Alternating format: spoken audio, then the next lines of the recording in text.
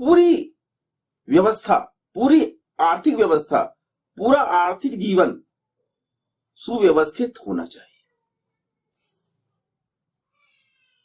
कहीं भी कुछ भी धर्म विरुद्ध नहीं होना चाहिए, कहीं भी कुछ भी अमानवीय नहीं होना चाहिए, कहीं भी कुछ भी अनैतिक नहीं होना चाहिए।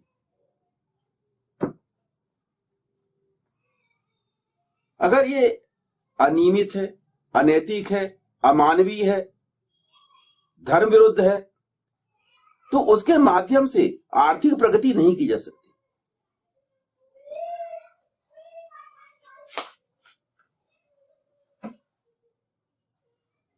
जहां भी कोई राष्ट्र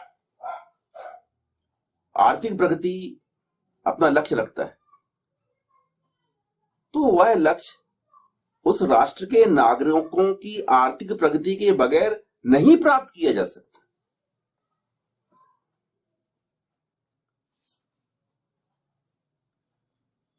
उस राष्ट्र के नागरिकों की आर्थिक प्रगति ही उस राष्ट्र की आर्थिक प्रगति का सूचक है। इसलिए उस राष्ट्र में रहने वाले समस्त नागरिकों को वे सुविधाएं प्राप्त होंगी।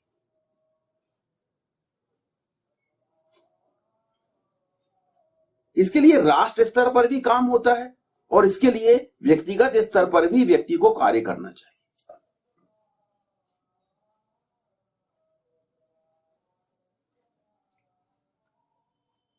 वर्तमान समय में क्या हो गया कि जन सामान्य हाथ पर हाथ रखकर बैठा हुआ है कि यह जिम्मेदारी प्रधानमंत्री की है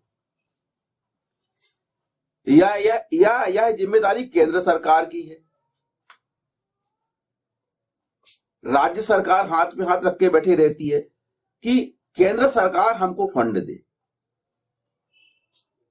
तो केंद्र और राज्य का संघर्ष चलता रहता है।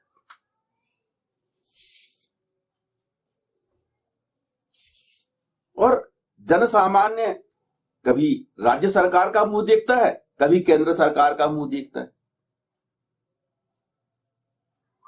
ये इस प्रकार के पचड़े में जन सामान्य को आज की डेट में फंसा दिया गया है।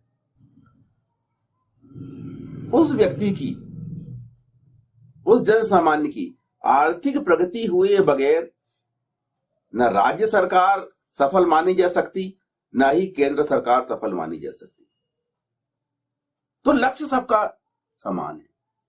केंद्र भी वही चाहता है, राज्य भी वही चाहता है और व्यक्ति भी वही चाहता है, किंतु फिर भी काम नहीं होता।